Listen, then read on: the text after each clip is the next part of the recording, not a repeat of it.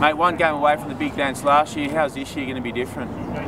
Mate, we've definitely taken a few steps along the way, focusing on a few things every game that we've worked on really well, that we're very happy with how we've come. I think there's a few of us around who played in that game last year, and we may have a few things to prove this year around, so we're definitely just focusing on our own game and ready to get stuck into it. Let's talk about this week. You take on the Rats up at Rat Park, their home ground. What's the mindset going up into that? It's a cauldron, basically.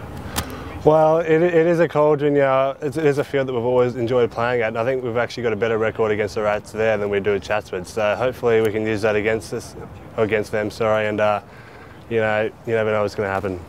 One man who's been key to your side this year, Dave Harvey, about to head off to Milan at the end of the season.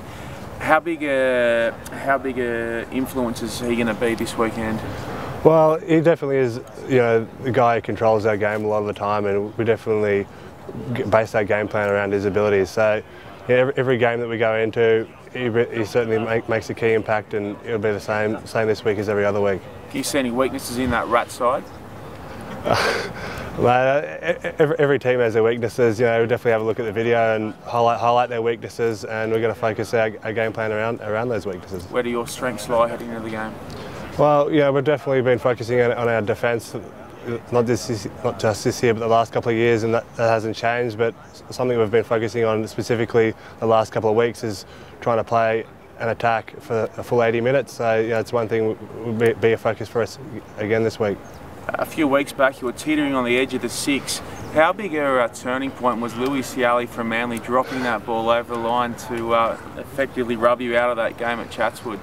Maybe it was a turning point. Definitely a heart sank when he crossed the line. But I don't think we still could have come back from that game. We've definitely been doing it all the way through the season, and so maybe it helped us. Maybe it did. Maybe it didn't.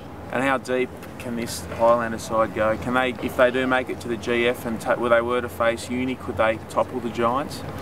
Well, I think anything's possible in this competition. Yes, the way some of the scores have come out, the last couple of weeks, it's always amazing to see what can happen in this game. The top 6 or the top 8 teams are so tight that you never know what's going to happen, and hopefully the ball of bounce goes our way.